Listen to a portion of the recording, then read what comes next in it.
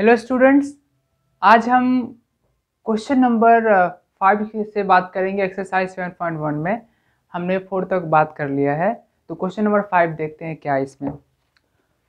Question number 5 में है जो कि एनसीईआरटी का एक क्वेश्चन है जिसमें ऑलरेडी फिगर दिया हुआ है। जो फिगर कुछ इस तरीके से है।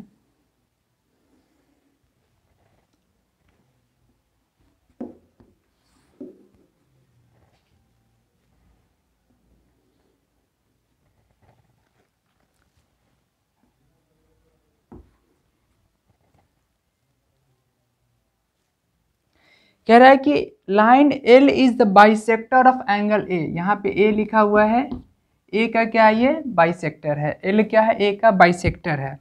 And B is any point on L. L पे क्या है, बी कहीं पे क्या है, एक पॉइंट है।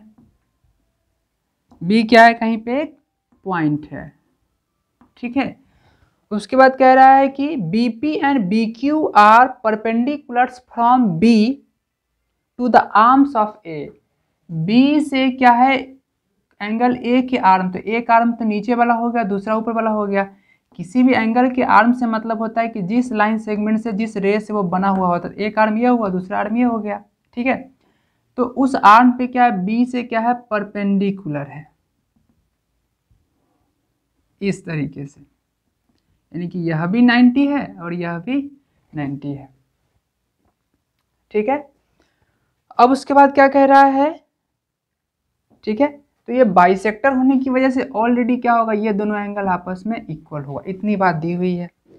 अब हमारा क्वेश्चन कहता है कि आप इस बात को प्रूफ कीजिए। अब बीपी और बीक्यू है, ठीक है, तो यहाँ बीपी लिखा, पी लिखते हैं, यहाँ क्यू लिखते हैं, तो बीपी एंड बीक्यू हो गया। ठीक है। अब हमको प्रूफ करना है, ठीक है, शो करना है क्या, कि ट्रायंगल एपीबी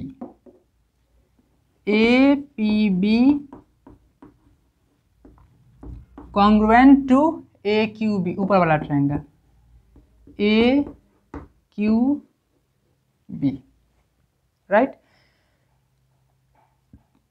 इस दोनों ट्रायंगल को कॉन्ग्रुएंट करना है। तो हमको तो सामने से दिख रहा है, क्या क्या मालूम है, यह दोनों एंगल इक्वल है।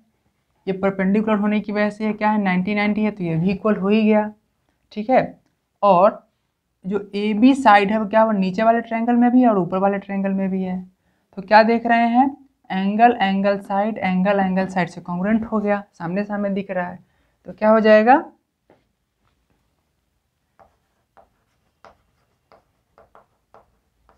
सॉल्यूशन में क्या लिखेंगे, आप एक चीज और लिख दे सकते हैं कि गिवन क्या दिया हुआ है, गिवन दिया हुआ है L is bisector of angle ए।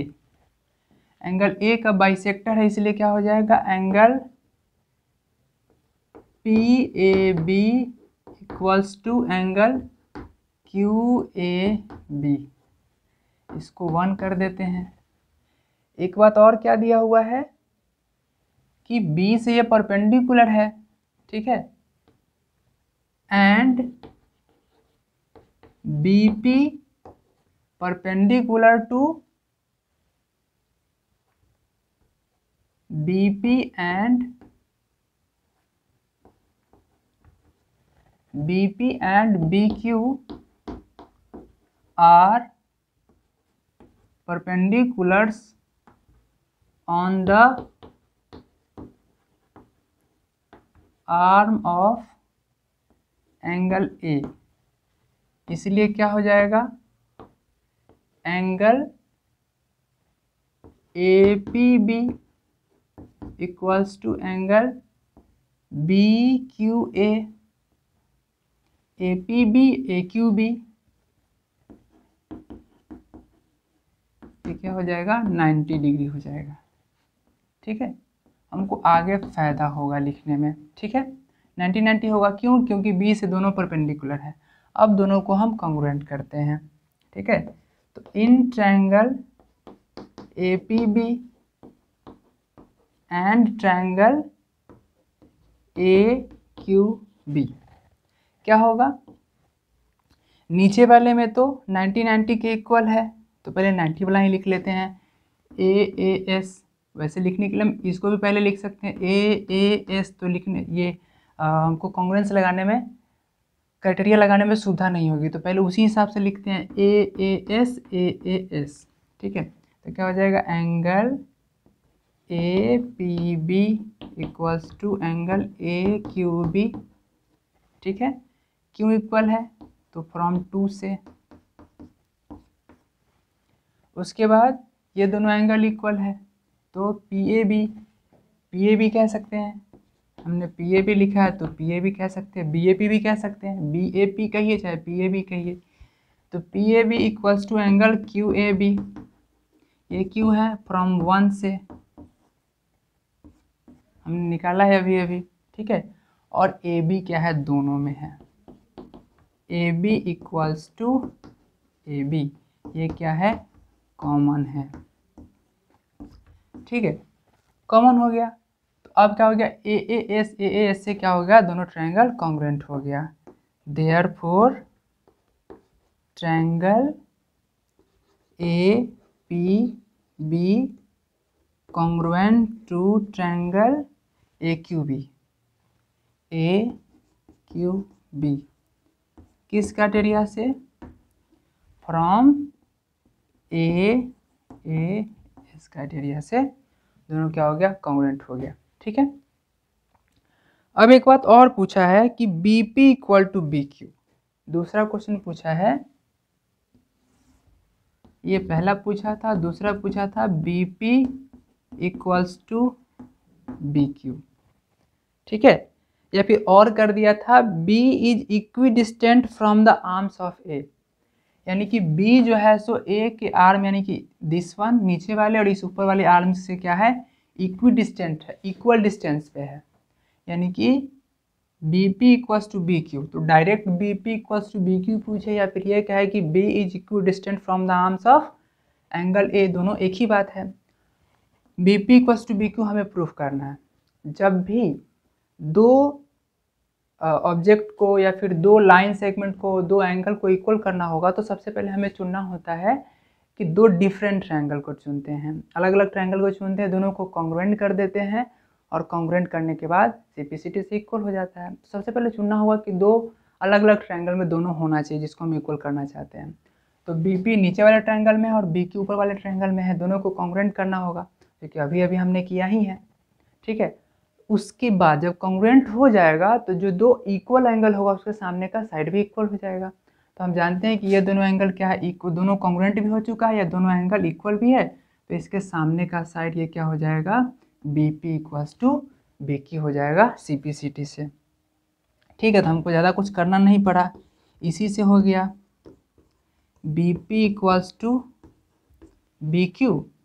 ठीक है, CPCT से हो गया corresponding part of congruent triangle, या फिर इसको आप लैंग्वेज में चेंज करके भी लिख सकते हैं कि B is equidistant from the arms of angle A। इस तरीके से ये पहला क्वेश्चन हुआ। ठीक है, अब हम नेक्स्ट क्वेश्चन के ऊपर बात करते हैं।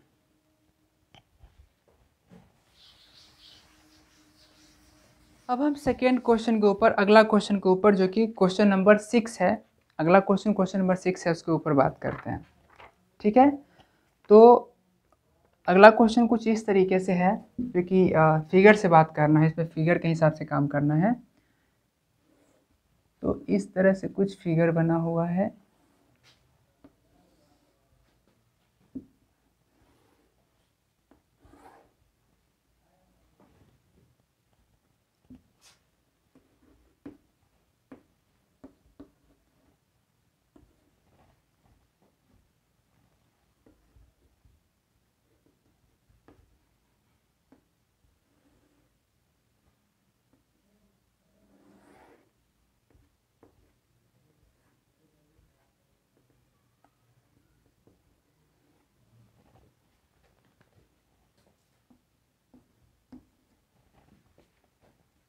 क्या कह रहा है, AC इक्वल्स टू AE है, AC इक्वल्स टू AE ये है, और ए सी इक्वल्स टू ए ही है, ठीक है। और दूसरा है A B equals to A D, A B equals to A D है, ठीक है। ये दोनों इक्वल है, इतना हमें मालूम है। और दिया हुआ है कि बी ए डी ई ए सी के इक्वल है, बी ए डी ये दोनों एंगल इस दोनों एंगल के इक्वल है, ठीक है। अब कह रहा है कि हमको शो करना है, so that B C equals to D E.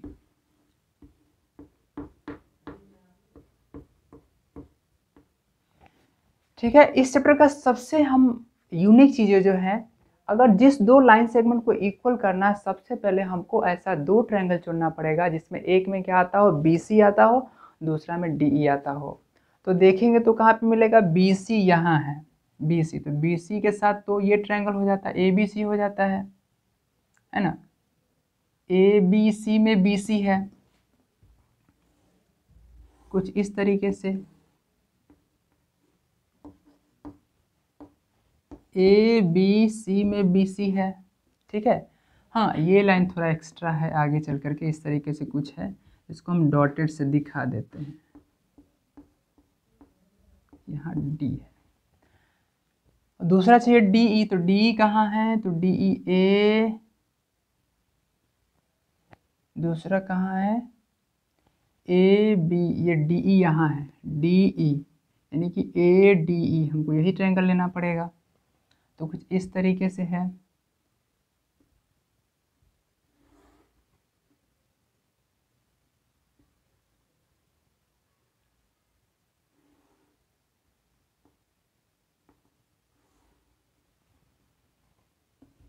A D E, इसके बीच में एक ये लाइन है, आगे चल के आगे बढ़ता है, ये ए सी है, ये क्या है, ए सी है आगे, ठीक है।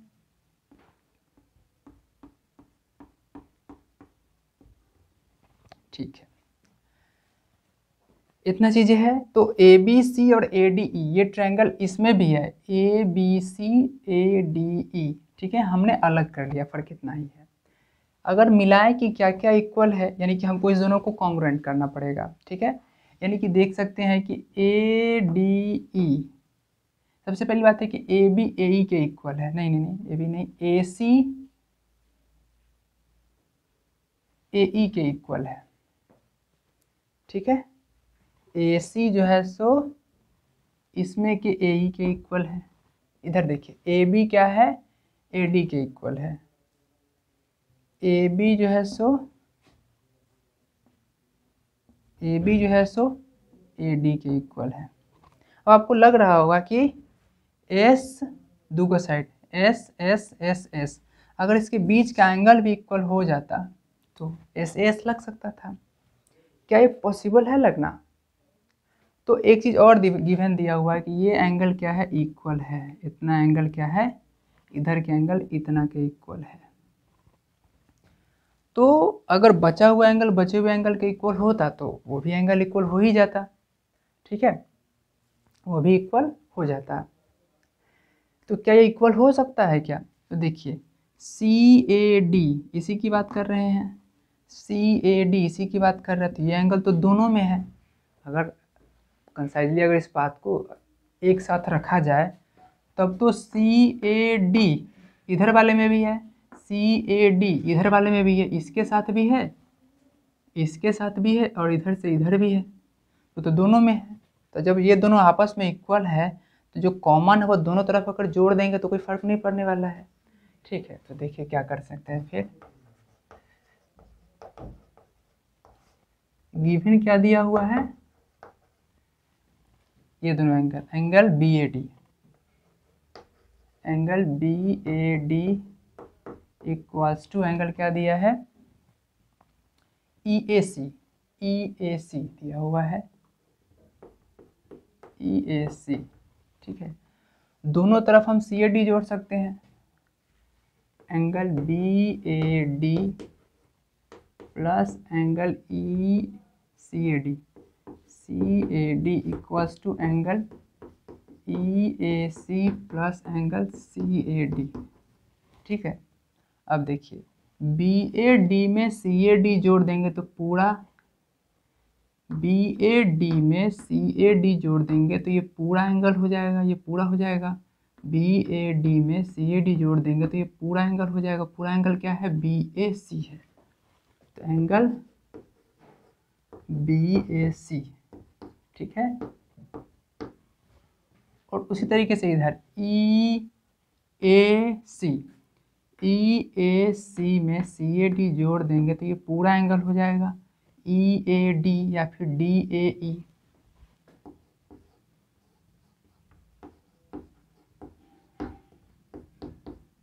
ये हो गया इक्वेशन 1, यानी कि BAC ये पूरा एंगल इस पूरे एंगल के इक्वल हो गया, इस पूरे एंगल के इक्वल अब हो गया।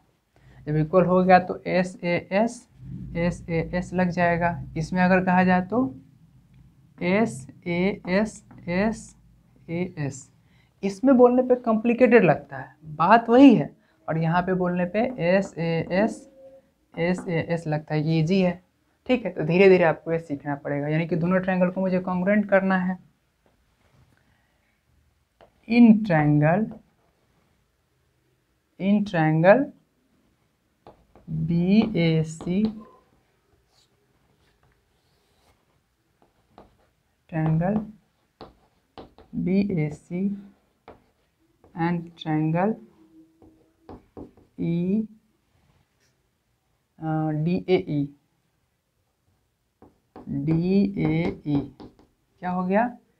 AC इक्वल्स टू AE तो दिया हुआ है ही, ये तो हमारे पास गिवन डाटा है। दूसरी बात AB इक्वल्स टू AD हमारे पास ये भी क्या है? गिवन डाटा है। And angle BAC equals to angle DAE। ठीक है, ये भी हमारे पास क्या है? ये तो हमने फाइंड किया है।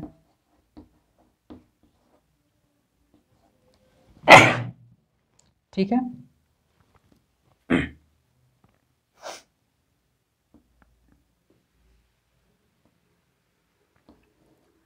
कुछ इस तरीके से है। तो अब क्या हो जाएगा? देयरफॉर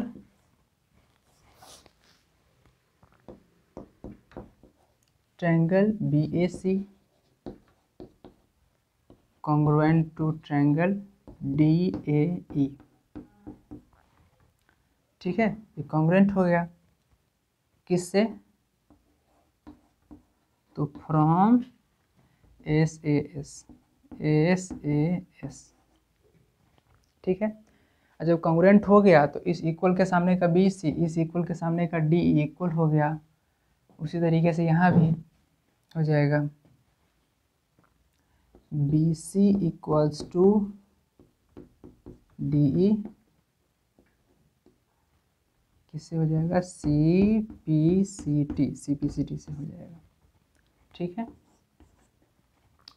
आपको ये रफ में आप बना सकते हैं ऐसा समझने के लिए, जब भी आपको दिक्कत हो तो। लेकिन आपको कॉपी में जहाँ फाइनली इसको जहाँ पे बना रहे हैं वहाँ पे आपको ये अलग से बनाने की ज़रूरत नहीं, इसी से आपको अंडरस्टैंडिंग जनरेट करनी होगी। दरअसल ये चैप्टर है ही इसलिए है कि आप बहुत सारे जो प्रॉब्लम्स हैं, बहुत सारे सिचुएशंस हैं, अगर वो कम्प्लिकेटली अगर एक दूसरे से जुड़ा हुआ है, कम्प्लिकेटली वो जुड़ा हुआ है एक दूसरे से, वो बहुत कॉम्प्लेक्स है, तो आप उसको कैसे समझ पाएंगे? इसी अंडरस्टैंडिंग को जनरेट किया जा सकता है इस चैप्टर को पढ़ करके, और शायद इसीलिए ये चैप्टर आपको बहुत काम आ सकता है। अगर आप 10th के बाद मैथ ना भी पढ़े तो भी कोई फ़र्क नहीं पड़ता है, लेकिन ये अंडरस्टैंडिंग आप में बहुत ज़रूरी होगी, क्योंकि कभी कभी लाइफ में क्या होता है, बहुत सारे प्रॉब्लम्स एक ही साथ आ जाते हैं, लेकिन हमको टैकल करना पड़ता है। तो और वो भी एक दूसरे से इस तरीके से कॉम्प्लिकेटेड होते हैं कि सॉल्व करना है, लेकिन वो पता नहीं चलते रहता है कि कौन किससे क्या जुड़ा हुआ है, कैसे उसको सॉल्व करें। ठीक है, तो ये कहीं ना कहीं आपको उससे निकलने में ये एक माइंडसेट जनरेट करेगा आपके अंदर। अब हम नेक्स्ट क्वेश्चन के ऊपर बात करते हैं, जो कि क्वेश्चन नंबर 7 है। 7 नंबर क्वेश्चन भी कुछ इसी तरीके से है, उसमें भी कॉम्प्लिकेसी तो है ही।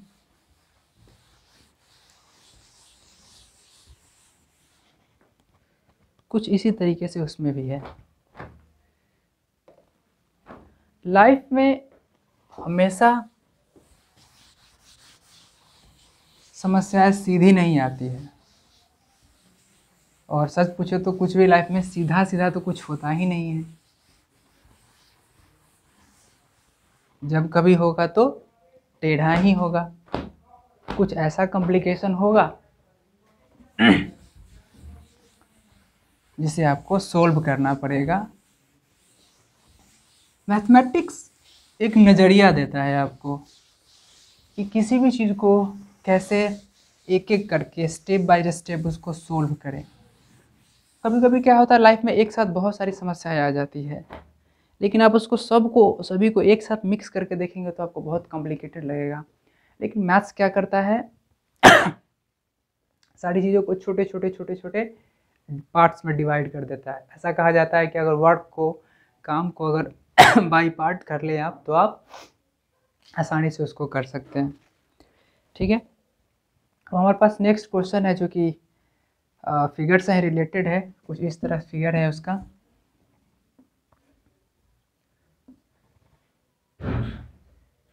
कुछ इस तरीके से है, ये इधर है, ये इधर है, और ये दोनों एक जगह जुड़े हुए हैं। कुछ इस तरीके से तो ए बी, यहाँ पी है, यहाँ डी है, यहाँ ई है। ठीक है, और क्या दिया हुआ है क्वेश्चन पढ़ते हैं। A B is a line segment and P is its mid point. P क्या है, मिड पॉइंट है, तो स्वाभाविक सी बात है ये दोनों इक्वल होगा। ओके, उसके बाद कह रहा है D and E are points on the same side of AB। AB के सेम साइड में D और E क्या है, पॉइंट है। ठीक है, सेम साइड में ही है। Such that BAD is equal to ABE। BAD ये angle equals to ABE। ABE ये एंगल है। ठीक है, और क्या है EPA ये एंगल इक्वल्स टू है DPB ये एंगल इक्वल है। ये हमारे पास जानकारी दी हुई है। राइट, अब क्या करना है, आपको प्रूफ करना है। पहला ये आपको शो करना है या फिर प्रूफ करना, एक ही बात है। DAP triangle DAP congruent to triangle EBP, इस दोनों को कॉन्ग्रुएंट करना है। तो सबसे पहले हम क्या करते हैं ट्रायंगल चुनते हैं। DAP कहाँ है, DAP कुछ इस तरह से फोटो है।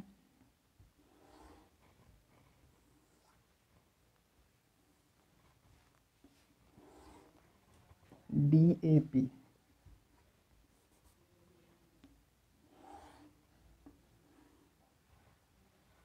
है ना, DA एंड P। राइट, दूसरा है EBP कुछ इस तरीके से है।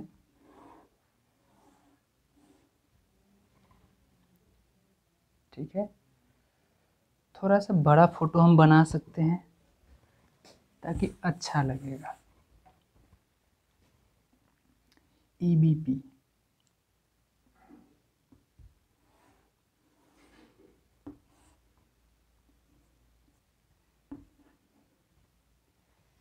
APD, ये D है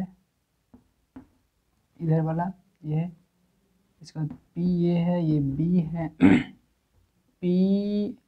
EBP है, EBP यानी कि यहाँ पे E है। हमने दोनों फोटो को अलग अलग कर लिया। अब देखिए AP तो PB के इक्वल है क्योंकि P मिड पॉइंट है।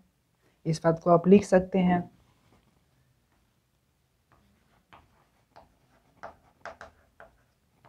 क्या लिख सकते हैं? P is mid point of AB। AB का मिड पॉइंट है, इसीलिए क्या होगा? AP equals to PB। तो ये तो होगा ही। इसको 1 कर देते हैं क्योंकि इसका काम आने वाला है। दूसरा, और क्या मालूम है? ये एंगल BAD, ये एंगल, तो इसी को आप PAD भी कह सकते हैं। इक्वल है किसके? ABE को आप PBE भी कह सकते हैं। PBE ये भी कह सकते हैं। दो एंगल इक्वल हो गया। और क्या दिया हुआ है इसकी बात करते हैं। ये पहले से क्या है, इसमें एक लाइन खींचा जिसको डॉटेड से दिखा देते हैं, जो आगे चल कर के E से मिलता है। इसमें क्या है, एक डॉटेड लाइन है इस तरीके से, जो आगे चल के D पे मिलता है। तो इधर इस साइड का ये एंगल, इसमें का ये एंगल आपस में इक्वल ऑलरेडी है। ये गिवन डाटा है। ठीक है। और क्या गिवन है? Angle EPA equals to angle DPB ये ऑलरेडी इक्वल है। मुझे क्या चाहिए? ASA। अगर ये पूरा एंगल इक्वल हो जाता तो काम बन जाता। अब जरा गौर से सोचिए, DAE दोनों में है। ठीक है, इधर वाले में भी DAE है और इधर वाले में भी DAE है, दोनों में है। दोनों में हम क्या कर सकते हैं? ऐड कर सकते हैं। तो EPA में DAE को जोड़ देते हैं और DPB में फिर से DAE को ऐड कर देते हैं। तो क्या होगा? ये पूरा एंगल DPA हो जाएगा, DPA हो जाएगा।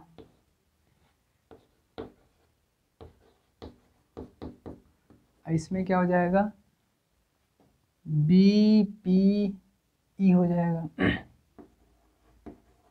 इसी की तो मुझे ज़रूरत थी। DPA या फिर APD कर देते हैं इसको। APD BPE, यही तो हमको चाहिए। ASA यही तो हमको चाहिए था। हो भी गया। अब हम कॉन्ग्रुएंट करते हैं। In triangle APD and triangle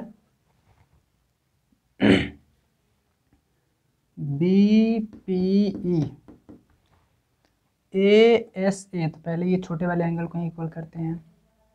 तो एंगल यही एंगल है व्हाट? PAD